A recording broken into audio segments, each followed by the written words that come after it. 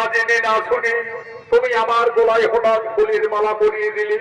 কুমার, আমাকে সোম দেবী মা মনসা স্বপ্নযোগে সকলেই জানিয়েছিলেন, বলেছিলেন বেহুলা যদি কোনোদিন ফুলের বাগানে কোনো রাজকুমারের সঙ্গে দর্শন হয় তাহলে সেই জানবে তোমার মনের মানুষ।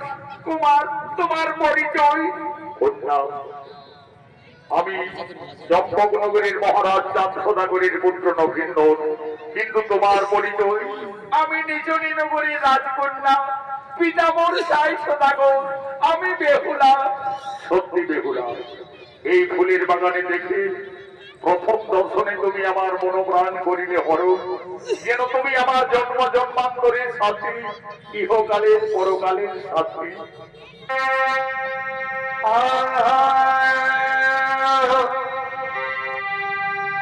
তোমায় দেখা যেন মনে হয় অনেক দিনের পরিচয়।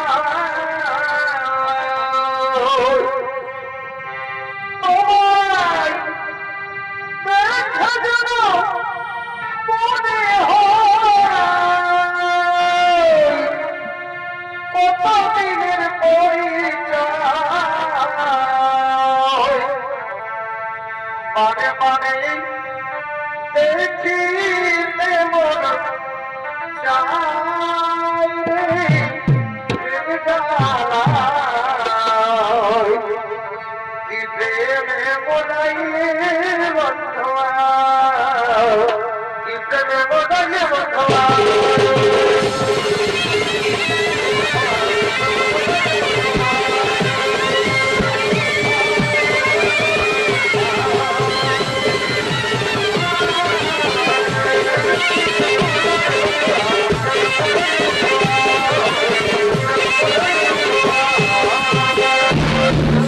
কুমার, তুমি আমাকে জীবনে ভুলে যাবে যাবে না তো?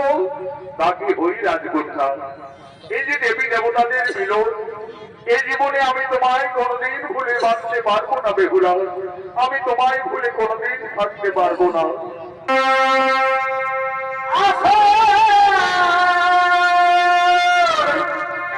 শ্রাবণ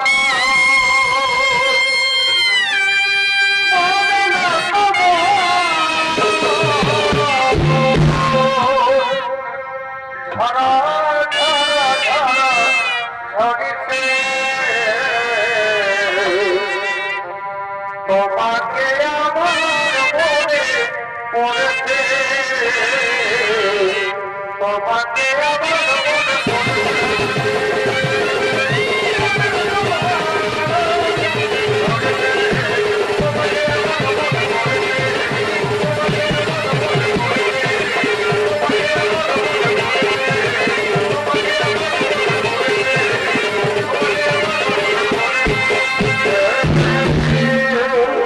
সত্যি বেহুলা, আমি তোমাকে ছেড়ে আর একদিনও বাঁচতে পারবো না। কুমার, আজ থেকে তুমি শুধু আমার বন্ধু, তুমি শুধু আমার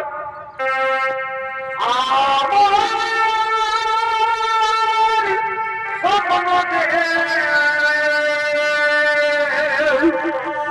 সত্যি ভালো পাই।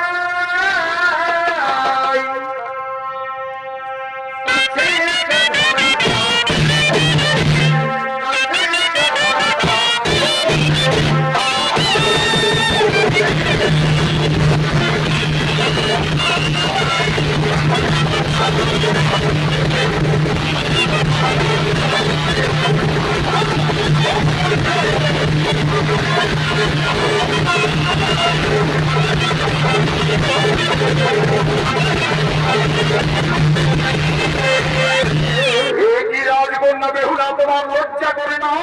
ফুলের বাগানে খেলতে এসে এক অপরিচিত যুবকের সঙ্গে প্রেম করো? মন্ত্রীবর, তুমি কার আদেশে এই ফুলের বাগানে প্রবেশ করেছো? তোমার পিতা সাই সদাগরের আদেশে আমাকে চারিদিকে দেখতে হয়, কিন্তু এই বাস্তুমঙ্গল নাগিনীদের এইভাবে কে হত্যা করলো?